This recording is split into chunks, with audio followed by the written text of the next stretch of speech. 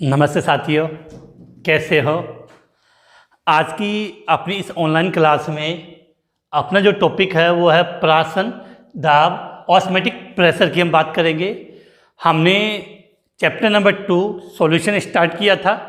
उसमें अपना जो टॉपिक चल रहा था वो था अणुसंख्यिकी गुणधर्म, विलयन के वे गुण जो अणुओं की संख्या पर निर्भर करते हैं। और अपने सिलेबस में 4 अणुसंख्यिकी गुणधर्म दे रखे। नंबर 1 वाष्प दाब में आपेक्षिक अवनमन, नंबर 2 क्वथनांक उन्नयन, और नंबर 3 हिमांक अवनमन, और नंबर 4 प्राशन दाब। तो वो तीनों तो हमने पढ़ लिए थे। तो आज का टॉपिक क्या है अपना? प्राशन दाब। तो क्लास को स्टार्ट करते हैं। तो प्राशन दाब की जब हम बात करते हैं तो प्राशन दाब से पहले कुछ शब्द हमें समझने पड़ेंगे, उसके बाद हम बात करते हैं। सबसे पहले एक शब्द हम लिखते हैं कि आपने एक शब्द पढ़ा होगा, विसरण। क्या होता है? विसरण। विसरण के अंदर क्या होता है कि विसरण मुख्यतः गैस या द्रव के लिए लागू होता है। विसरण की बात किसके लिए लागू होगी? गैस या द्रव के लिए। और इसमें उच्च सांद्रता वाले विलयन से जो अणु होते हैं वो निम्न सांद्रता वाले विलयन की ओर गमन करते हैं। उच्च सांद्रता वाले विलयन से निम्न सांद्रता वाले विलयन की ओर गमन करने की प्रक्रिया क्या कहलाती है? विसरण। लेकिन हमें जो पढ़ना है वो टॉपिक अपना क्या है? प्राशन। प्राशन दाब अलग है, प्राशन की बात कर लेते हैं। प्राशन क्या है? जब निम्न सांद्रता वाले विलयन से विलायक के अणु अर्धपारगम्य झिल्ली के द्वारा उच्च सांद्रता वाले विलयन में प्रवेश करते हैं तो इस प्रक्रिया को प्राशन कहते। समझते हैं यहाँ पे कि हमने क्या किया। एक पात्र लिया, एक के लिए हमने यहाँ पे पात्र, और इस पात्र के अंदर, इस पात्र के अंदर आपने क्या किया? एक अर्धपारगम्य झिल्ली लगा दी। ये क्या है आपकी? अर्ध पारगम्य झिल्ली। बीच में आपने क्या लगा दी? अर्धपारगम्य झिल्ली। और इसके दोनों ओर आपने विलयन भर दिया। इसके दोनों ओर विलयन भर दिया, इधर ही भर दिया, इधर ही भर दिया। तो अब सपोज किया हमने कि इस विलयन की सांद्रता ये निम्न सांद्रता वाला विलयन है और ये उच्च सांद्रता वाला विलयन है। अब आप में से आधे बच्चे पूछेंगे, सर पहले तो ये बताओ कि ये अर्धपारगम्य झिल्ली क्या होती है? ऐसी झिल्ली जो केवल जल अर्थात विलायक के अणु को अपने में से गमन करने दे। मतलब इस झिल्ली में से जो अर्धपारगम्य झिल्ली है आपकी, इससे केवल कौन सा अणु बाहर निकल सकता है, गमन कर सकता है? विलायक, या आप विलायक के रूप में जल हो तो जल बोल सकते हो। तो अर्धपारगम्य झिल्ली ऐसी झिल्ली होती है जिससे केवल विलायक के अणु आर पार गमन कर सकते हैं। तो आपने क्या किया? एक पात्र लिया, उसको 2 हिस्सों में डिवाइड कर दिया। एक में निम्न सांद्रता वाला विलयन भर दिया, दूसरे में उच्च सांद्रता वाला विलयन भर दिया। तो हो, और दोनों को हमने किससे अलग कर दिया? अर्धपारगम्य झिल्ली से। तो होगा क्या कि निम्न सांद्रता वाले विलयन में जो विलायक के अणु होंगे, निम्न सांद्रता वाले विलयन में जो विलायक के अणु होंगे वो उच्च सांद्रता वाले विलयन की ओर गमन करेंगे। ये प्रक्रिया आपकी क्या कहलाती है? प्राशन कहलाती है। क्या कहलाती है? परासरण कहलाती है। फिर से रिपीट है। जब निम्न सांद्रता वाले विलयन से विलायक, जब, फिर से रिपीट कर रहा हूँ, एकदम याद तो जाएगी बेटा ऐसे कि जब निम्न सांद्रता वाले विलयन से विलायक अर्धपारगम्य झिल्ली से होते हुए उच्च सांद्रता वाले विलयन की ओर गमन करता है तो ये प्रक्रिया आपकी क्या कहलाएगी? प्राशन कहलाती है। क्या कहलाती है? प्राशन कहलाती है। अब बात कर ले अर्धपारगम्य झिल्ली। वह झिल्ली जिससे केवल निम्न सांद्रता से उस सांद्रता की ओर केवल विलायक के अणु गमन कर सकते, विलायक के अणु उससे आर पार हो सकते हैं, विलय के नहीं। वो झिल्ली क्या कहलाती है? अर्धपारगम्य झिल्ली कहलाती है। आपने सुना होगा कोशिका, कोशिका भी एक अर्धपारगम्य झिल्ली होती है। इसके बाद अब अपना टॉपिक आता है प्रासंदाप। क्या आता है? प्रासंदाप। प्रासंदाप क्या होता है कि जैसे आपने कंडीशन थी, अब निम्न सांद्रता वाले विलयन से विलायक के अणु उच्च सांद्रता वाले विलयन की ओर गमन करेंगे। तो उच्च सांद्रता वाले विलयन की ओर जब ये विलायक के अणु गमन करें तो इन विलायक के अणुओं को रोकने के लिए जो दाब लगाया जाता है कि इधर से निम्न सांद्रता वाले विलयन से विलायक के अणु किधर आएंगे, उच्च सांद्रता वाले विलयन की ओर आएंगे, तो उसको रोकने के लिए जो बाहर से हम एक दाब लगाते हैं, बाहर से एक दाब लगाते हैं, वो दाब क्या कहलाता है? प्रासन दाब। फिर से समझना, कंडीशन ऐसी थी तो यहाँ हमको पिस्टन या कुछ लगा देंगे जिससे जैसे ही निम्न सांद्रता वाले विलयन से विलायक के अणु अंदर प्रवेश करे तो इधर से एक दाब लगता है जिससे ये अणु प्रवेश ना कर सके, उससे हम क्या बोलते हैं? प्रासन दाब कहते हैं। इसके बाद हम पढ़ेंगे प्रासन दाब तथा विलय के मोलर द्रव्यमान में क्या संबंध होता है और प्रासन दाब विधि की सहायता से हम किस प्रकार के अणुओं का मोलर द्रव्यमान ज्ञात करते हैं। तो ये छोटी सी चीज़ है, अगर चाहो तो आप इसका स्क्रीनशॉट ले लो, उसके बाद हम आगे बात स्टार्ट करते हैं। तो चलो इसको मैं मिटा देता हूँ अब।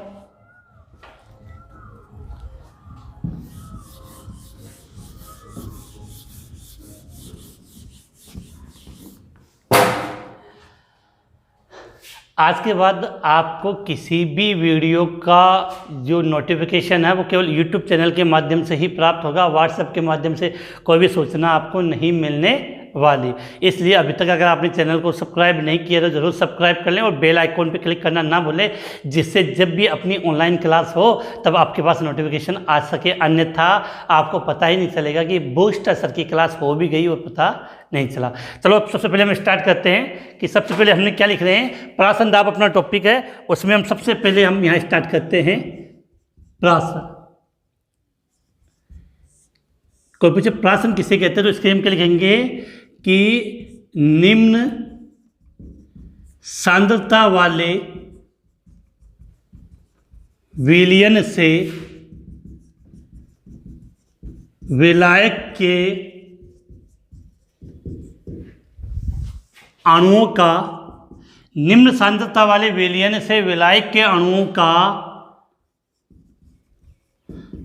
अर्ध पारगम्य झिल्ली द्वारा उच्च सांद्रता वाले विलयन की ओर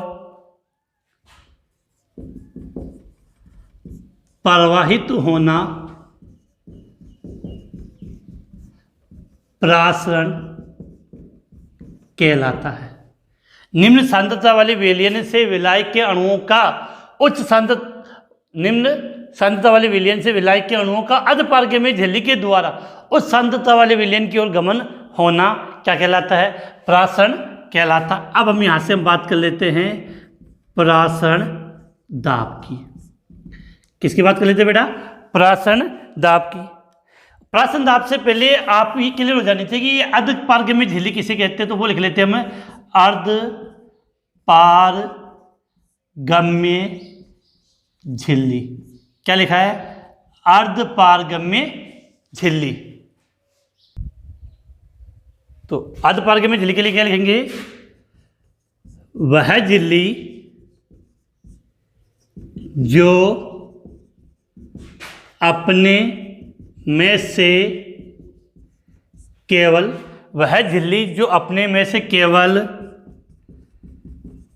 विलायक के अणुओं को गुजरने देती है। वह झिल्ली जो अपने में से केवल विलायक के अणुओं को गुजरने देती है, विलय के अणुओं को नहीं, उसे अर्ध पारगम्य झिल्ली कहते हैं। उसे कौन सी झिल्ली कहेंगे? अर्धपारगम्य झिल्ली कहते हैं। तो उसे आप क्या कहोगे? अर्धपारगम्य झिल्ली कहते हैं। इसके बाद अब हम बात करें यहाँ पे प्रासन दाब। एक बार फिर से रिपीट करूंगा, एक लाइन समझाऊंगा। प्रासन दाब, देखो इसके लिए हम क्या लिखेंगे कि विलयन पर लगाया गया वह बाह्य दाब, बाहर से पता चलेगा, विलयन पर लगाया गया वह बाह्य दाब जो अर्धपारगम्य झिल्ली से, अर्धपारगम्य झिल्ली से विलायक के अणुओं के प्रवाह को, विलायक के अणुओं के प्रवाह को रोक देते हैं,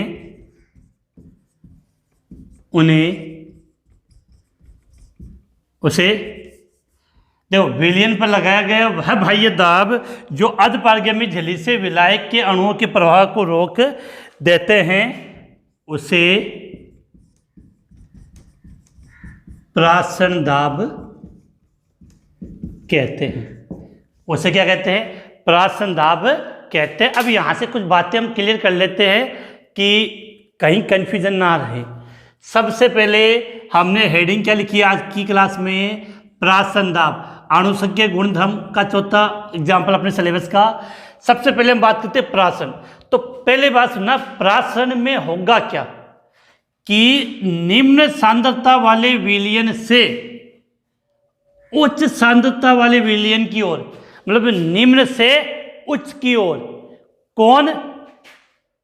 आपका विलायक। किसमें से? अर्धपारगम्य झिल्ली से। किससे? अर्धपारगम्य झिल्ली से। तो निम्न सांद्रता वाले विलयन से विलायक के अणुओं का अर्धपारगम्य झिल्ली द्वारा, अर्धपारगम्य झिल्ली द्वारा उच्च सांद्रता वाले विलयन की ओर गमन प्रासन कहलाता है। तो प्रासन की क्रिया के लिए किसकी आवश्यकता होती है? अर्धपारगम्य झिल्ली। तो अब बात बनेगी सर ये अर्धपारगम्य झिल्ली किसे कहते हैं? तो इस झिल्ली की विशेष बात क्या है कि इस झिल्ली से केवल कौन से अणु गुजर सकते हैं? विलायक के अणु। इस झिल्ली से केवल किसके अणु गुजर सकते हैं?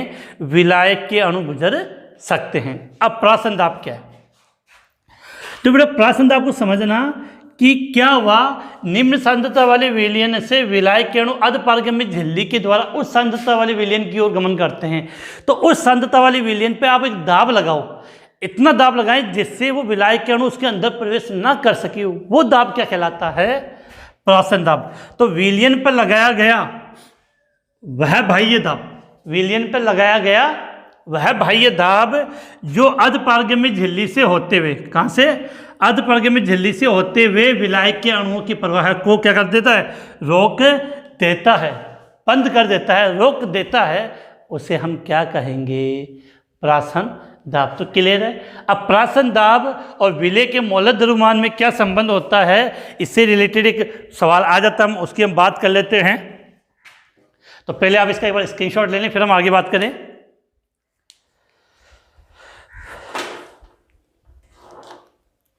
तो आपका स्क्रीनशॉट हो गया होगा। अब देखो,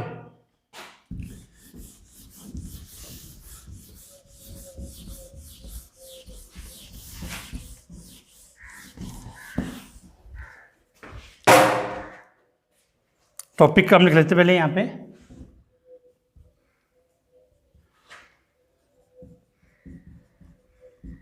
प्रासन दाब कोष्ठक में क्या?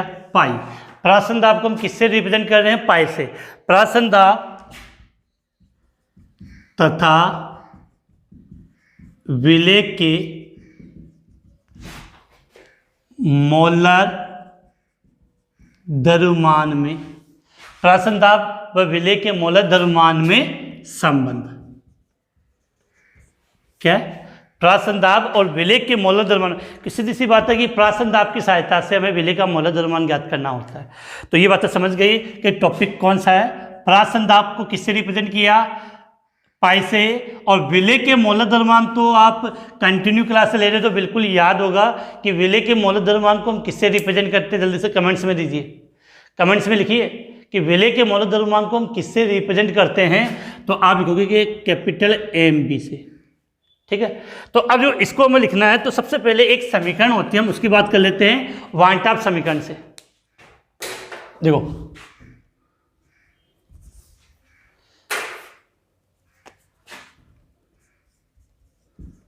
वांट हाफ समीकरण से क्या लिख रहे हैं हम, वांट हाफ समीकरण से। वांट हाफ ने एक समीकरण दी थी, वो थी पाई बराबर CRT।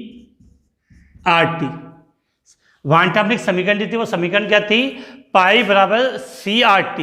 देखो पाई तो गया प्रासन दाब, C का मतलब होता है सांद्रता, C का मतलब क्या होता है सांद्रता, R का मतलब गैस नियतांक, गैस स्थिरांक, और T का मतलब होता है T मतलब टेम्परेचर, ताप के लिए लिया गया है। तो वांट हाफ की समीकरण क्या है, याद करनी है आपको, क्या होती है पाई बराबर CRT। और देखो अब आप तो जानते हो कि हम जानते हैं कि सांद्रता C को कैसे रिप्रेजेंट करते हैं, सांद्रता को विलेय के मोल बट्टा विलियन का आयतन। सांद्रता को हम किससे रिप्रेजेंट करते हैं, विलेय के मोल बट्टा विलियन का आयतन। C को चैप्टर नंबर 3 में भी काम में आ गया, बिल्कुल माइंड में क्लियर होनी चाहिए। जब भी सांद्रता को रिप्रेजेंट करना होता है तो इसको C को हम कैसे लिखेंगे, विलेय के मोल बट्टा विलियन का आयतन। तो समीकरण 1 में C का मान रखने पर, समीकरण 1 में C का मान रखने पर, समीकरण 1 में C का मान रखने पर तो रख दो C के तो क्या जाएगा, पाई बराबर NBRT अपॉन V। अब देखो NB क्या है, विलेय के मोल, और विलेय का मोल हमने क्या सीखा था, NB क्या होता है, विलेय के मोल किसके बराबर होते हैं, विलेय का भार बट्टा विलेय का मोलर द्रव्यमान। चाहो तो लिख दो, चूंकि MB बराबर होता है विलेय का भार बट्टा विलेय का मोलर द्रव्यमान। MB बराबर क्या होता है, विलेय का भार बटा विलेय का मोलर द्रव्यमान। तो MB के स्थान पे इसका मान रख दो तो क्या हो जाएगा, पाई बराबर WB बट्टा MB into RT upon V। क्या लिखा है, पाई बराबर WB upon MB into RT upon V। अब देखो हमें क्या निकालना है, विलेय का मोलर द्रव्यमान, और ये हो गया प्रासन दाब। तो MB को आप इधर ले लो और प्रासन दाब को चाहो तो आप उधर लिख सकते हो। तो फॉर्मूला क्या बन जाएगा आपका, MB बराबर WB बट्टा pi into RT upon V। RT upon V ये अपना मेन फॉर्मूला आ गया। यहाँ से आपका विलेय के मोलर द्रव्यमान और प्रासन दाब में संबंध आ गया है। तो ये अपने को याद होना चाहिए इसी तरह, क्योंकि इतना हमने डेरिवेशन लिखा है, डेरिवेशन में कोई विशेष बात नहीं है, लेकिन फिर भी थोड़ा बहुत माइंड में बात क्लियर होनी चाहिए कि MB बराबर हमने क्या लिखा है, MB बराबर WB upon pi into RT upon V। अब सबसे पहली बात मैंने आपको एक ही बात कही, जब भी लास्ट में इस प्रकार के फॉर्मूले लिखो तो आपको एक एक चीज़ बतानी होती है, इसको हम क्या कहते हैं, इसको हम क्या कहते हैं। तो देखो यहाँ पर सबसे पहले MB से याद कर ले, MB क्या है, विलेय का मोलर द्रव्यमान। MB क्या है, विलेय का मोलर द्रव्यमान। WB क्या है, विलेय का भार। पाई क्या होता है, प्रासन दाब। R क्या होता है, गैस नियतांक। T क्या होता है, टेम्परेचर। और V क्या होता है, आयतन, विलियन का आयतन, विलियन का आयतन। किसकी बात करें, विलियन का आयतन। तो ये चीज़ें क्लियर होनी चाहिए। तो इसका आप चाहो तो एक बार स्क्रीनशॉट ले सकते हो।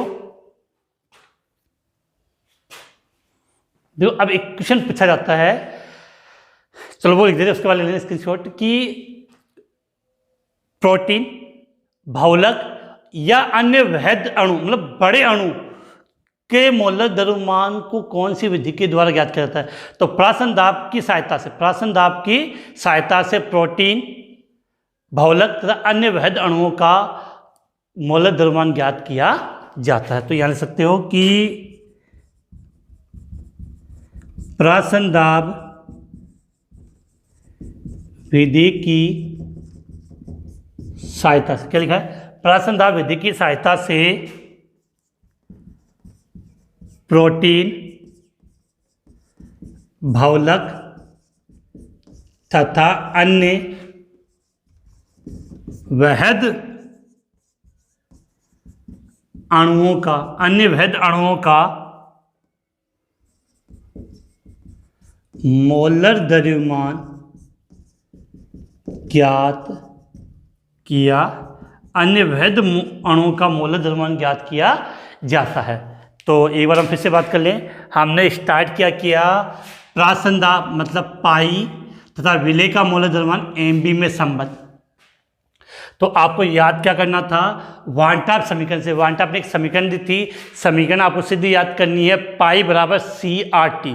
सी होती है सांद्रता, आर गैस नियतांक, टी ताप। तो पाई बराबर होता है CRT। और सांद्रता के लिए आप जानते हो सांद्रता को लिखने का तरीका क्या होता है? विलेय के मोल बटा विलयन का आयतन।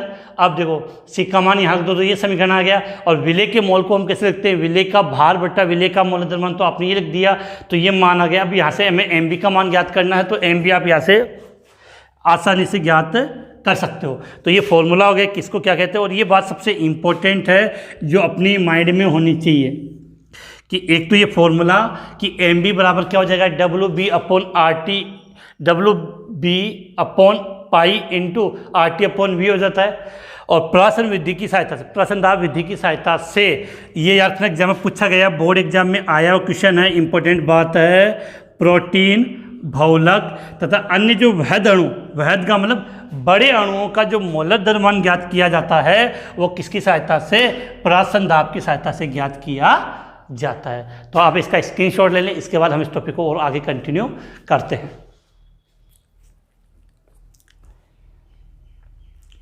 तो स्क्रीनशॉट हो गया, अब इसको मिटा देते हैं यहाँ से, उसके बाद नेक्स्ट टॉपिक की ओर बढ़ते हैं।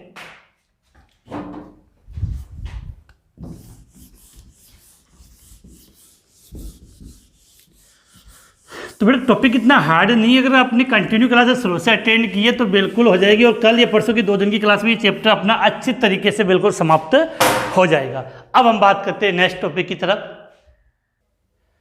अब देखो बेटा, यहाँ से अपने को समझना कि नेक्स्ट जो अपना टॉपिक आता है उसमें हमें 3 चीज़ें पढ़नी है। एक तो आता है सम परासरी विलयन, एक होता है अति परासरी विलयन, एक होता है अल्प परासरी विलयन। क्या होता है समझ लेना कि सपोज किया आपने एक पात्र लिया, ठीक है, इस पात्र के अंदर आपने एक क्या लगा दी, यहाँ पे बीच में अर्धपारगम्य झिल्ली, क्या लगा दी? अर्धपारगम्य झिल्ली लगा दी। अब देखो एक विलयन तो आपने इधर भर दिया और दूसरा विलयन आपने इधर भर दिया। अगर दोनों विलयन की सांद्रताएं समान हो, दोनों विलयन की सांद्रता समान हो तो दोनों का प्राशन दाब समान होगा। और दोनों का प्राशन दाब समान होने का मतलब ना तो ये अणु इसके विलायक के अणु इधर जाएंगे, ना विलायक के अणु इधर जाएंगे। तो जब 2 विलयन जिनका प्राशन दाब समान हो उनको किसी पात्र में रखने पर अर्धपारगम्य झिल्ली से विलायक के अणु आर पार गमन नहीं करते हैं, वो विलयन क्या कहलाएगा? समप्राश्रय विलयन कहलाएगा। लेकिन होगा क्या कि एक विलयन की सांद्रता, एक विलयन का प्राशन दाब ज़्यादा है, दूसरे विलयन का प्राशन दाब कम है। एक विलयन का प्राशन दाब ज़्यादा है, दूसरे विलयन का प्राशन दाब क्या है? कम है। तो जिस विलयन का प्राशन दाब ज़्यादा होता है उसे अति परासरी विलयन कहते हैं, और जिसका कम हो, जिस विलयन का प्राशन दाब कम हो उसे अल्प परासरी विलयन कहते हैं। तो ये छोटी सी बातें, कोई विशेष नहीं मैं यहाँ लिख रहा हूँ, इनकी डेफिनेशन हमें अच्छी तरीके से याद होनी चाहिए। देखो यहाँ पे सबसे पहले हम बात करते हैं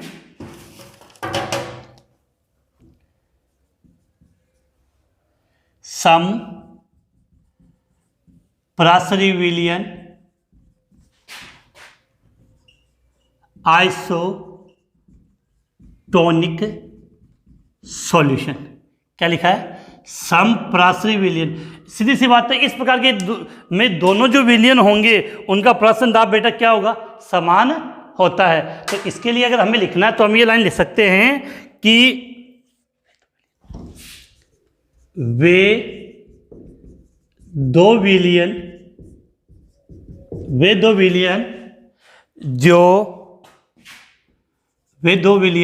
जो अर्धपारगम्य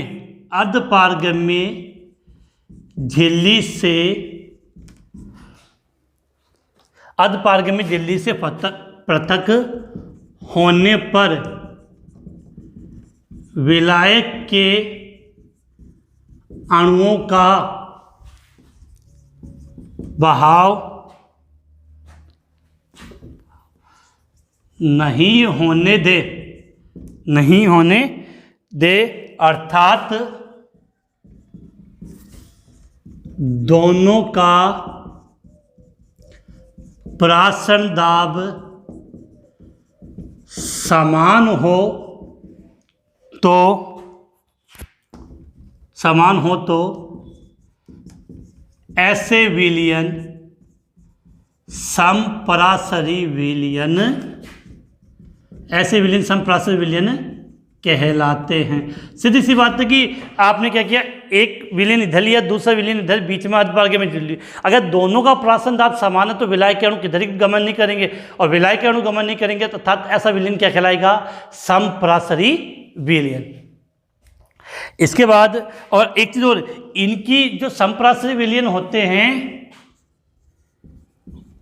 इनकी मोलर सांद्रताएं समान होती है। इनकी मोलर सांद्रता क्या होती है? समान होती है। दूसरे की बात कर लेते हैं,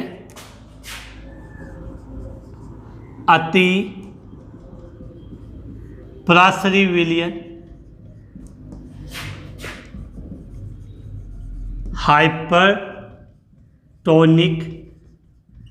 सॉल्यूशन। अति परासरी विलयन हाइपरटोनिक सॉल्यूशन की हम बात करें तो बेटा इस विलयन में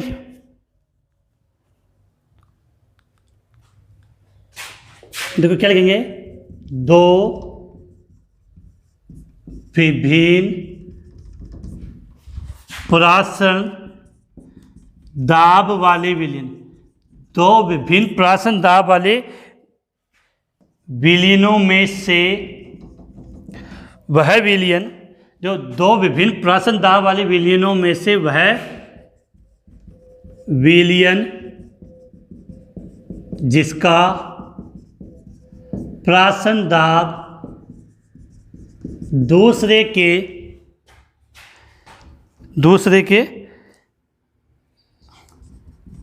सापेक्ष उच्च होता है उसे अति परासरी विलयन कहते। बेटा सीधी बात, एक का कम होगा एक का ज़्यादा होगा, जिसका ज़्यादा होगा उससे क्या बोलेंगे? अति परासरी विलयन कहते हैं। ठीक है। इसके बाद अल्प परासरी विलयन, इसको इंग्लिश में कहें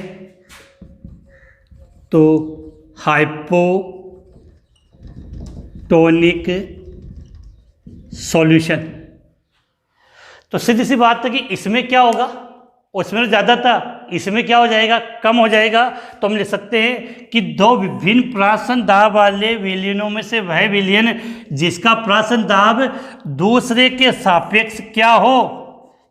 कम होता है, उसे अल्प परासरी विलयन कहते हैं। तो ज़्यादा इनके बारे में कोई विशेष बात करने लायक बातें नहीं है। आपको समझदार हो, इंटेलिजेंट बच्चे हो, यहाँ तो केवल थोड़े से शब्द पकड़ने थे कि एग्जाम में कभी कभार इनकी डेफिनेशन पूछ ली जाती है कि समपरासरी विलयन किसे कहते हैं। तो समपरासरी विलयन में क्या होगा कि दोनों विलयन का प्रासन दाब क्या होता है? समान होगा, जिससे विलायक के अणु गमन नहीं करेंगे।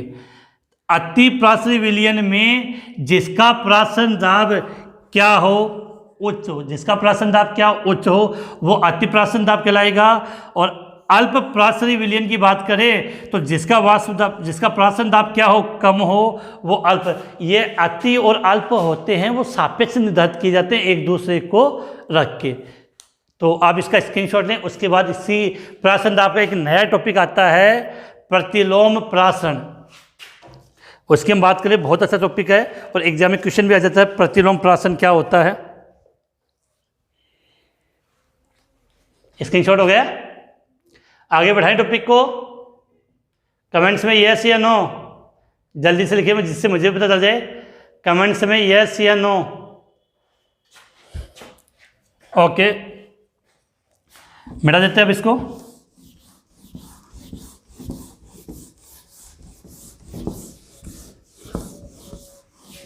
अब देखो यहाँ पे बात करते हैं अपना जो नेक्स्ट टॉपिक है,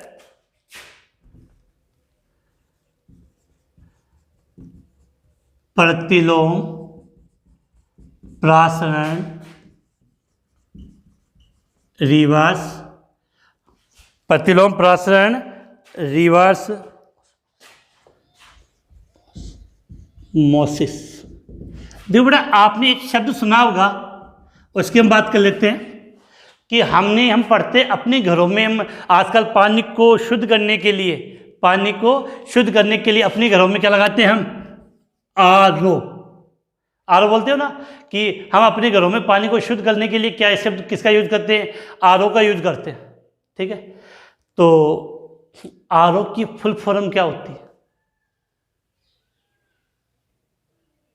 आरओ की फुल फॉर्म क्या होती है? ये रही, रिवर्स ऑस्मोसिस, प्रतिलोम प्राशन दाब। प्राशन दाब का विपरीत उल्टा क्या कहलाएगा? प्रतिलोम प्राशन कहलाता है। तो प्रतिलोम प्राशन रिवर्स ऑस्मोसिस के लिए क्या लिखेंगे? यदि विलयन पर प्राशन दाब से ज़्यादा बल लगाया जाए तो प्राशन की क्रिया विपरीत दिशा में हो जाती है। अर्थात इस क्रिया में क्या होगा कि जो शुद्ध विलायक होता है वो अधपारगम्य झिल्ली से होते हुए विलयन की ओर गमन करने लगता है। इस क्रिया को कहलाते हैं प्रतिलोम प्राशन। और सबसे विशेष रखना, प्रतिलोम में जो प्रासरण होता है उसका मुख्यतः उपयोग होता है समुद्री जल के शुद्धिकरण में। समुद्री जल को पीने योग्य बनाने के लिए हम इसी आरओ या रिवर्स ऑस्मोसिस का प्रयोग करते हैं। बहुत बार क्वेश्चन आता है कि प्रतिलोम प्राशन किसे कहते हैं और इसका उपयोग लिखे। तो इसको हम यहाँ से स्टार्ट करते हैं कि यदि विलयन पर, देखो क्या लिखेंगे इसके लिए, यदि विलयन पर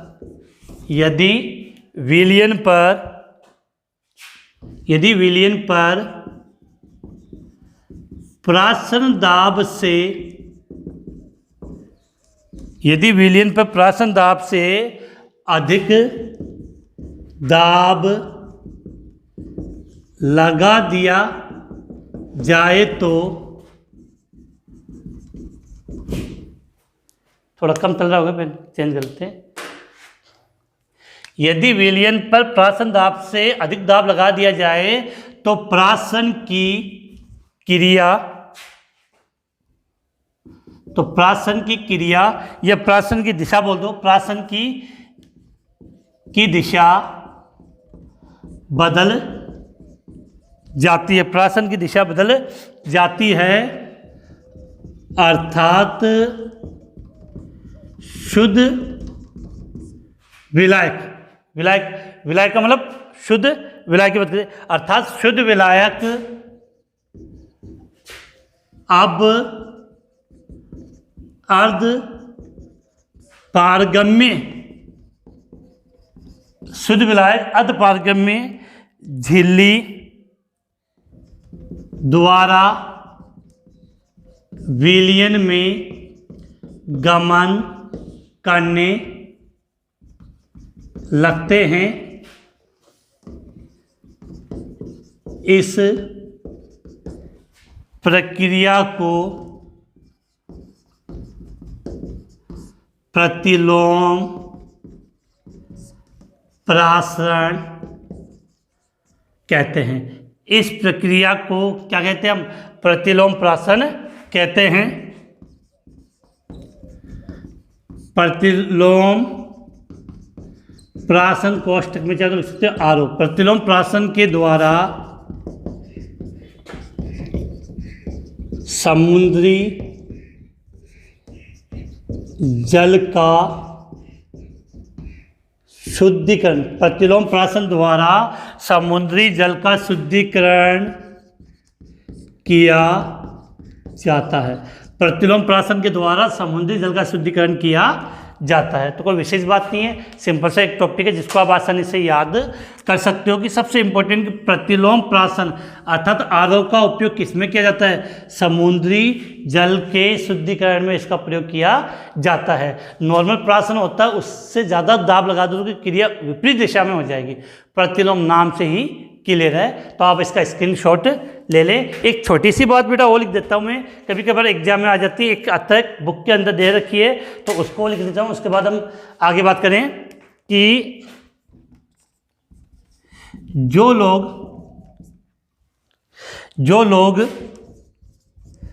बहुत अधिक नमकीन या नमकीन भोजन, नमकीन का मतलब चटपटा जानते हो कि जो लोग बहुत अधिक नमकीन, ऐसे जो लोग बहुत अधिक नमक या नमकीन भोजन का उपयोग करते हैं, जो लोग बहुत अधिक नमक या नमकीन भोजन का उपयोग करते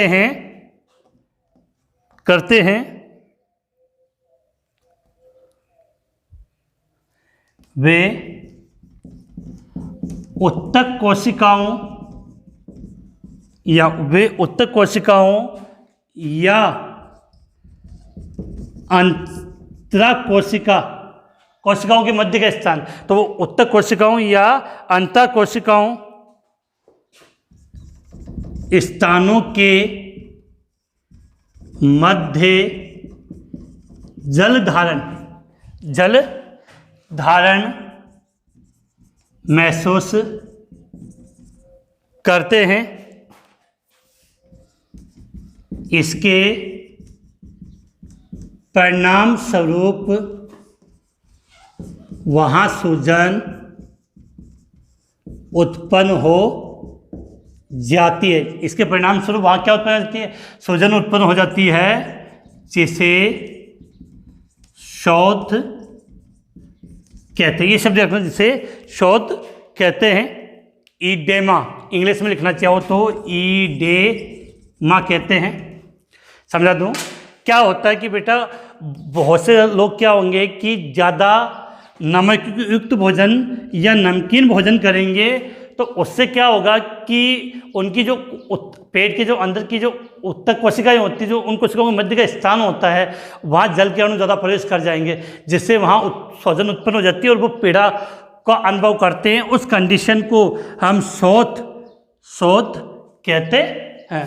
तो ये आपका एक टॉपिक था, प्रतिलोम प्राशन किसे कहते हैं। अब यहाँ से क्लास के अंदर हमने अणुसंख्यीय गुणधर्म वाला टॉपिक स्टार्ट किया था और अणुसंख्यीय गुणधर्म के 4 एग्जाम्पल 4 प्रकार अपने सिलेबस में थे। पहला याद हो गया तो वाष्पदाब में आपेक्षिक अवनमन, क्वथनांक उन्नयन, हिमांक अवनमन और प्रासंदाब, चारों कंप्लीट हो गए। इसके बाद इस चैप्टर का एक लास्ट टॉपिक बचता है, वो है असामान्य मोलर द्रव्यमान। असामान्य मोलर द्रव्यमान में हम पढ़ेंगे वांटाप गुणांक व सहगुणन की मात्रा और वांटाप गुणांक व वियोजन की मात्रा में क्या संबंध होता है और इस पर छोटे मोटे न्यूमेरिकल भी आते हैं। तो आज की क्लास हम यहीं समाप्त करते हैं। फिर अगर स्क्रीनशॉट नहीं लिया तो आप स्क्रीनशॉट ले लेना, भूल जाते हैं कहने में। स्क्रीनशॉट हो गया तो बेटा क्लास से अपनी कंटिन्यू चलती रहेगी। मेहनत अगर आप लोग करोगे, मेहनत यदि करोगे तो बिल्कुल अपने सिस्टम बनता रहेगा। कल या परसों की क्लास में आपका चैप्टर नंबर 2 है, वो पूर्णतः समाप्त हो जाएगा। उसके पश्चात काफ़ी स्टूडेंट इस प्रकार के थे जो खेलते हैं सर ऑर्गेनिक केमिस्ट्री, तो उसकी भी हम जल्दी बात करने वाले हैं, तो जल्दी से, ठीक है, बहुत हो गई बातें, चलो क्लास समाप्त करते हैं।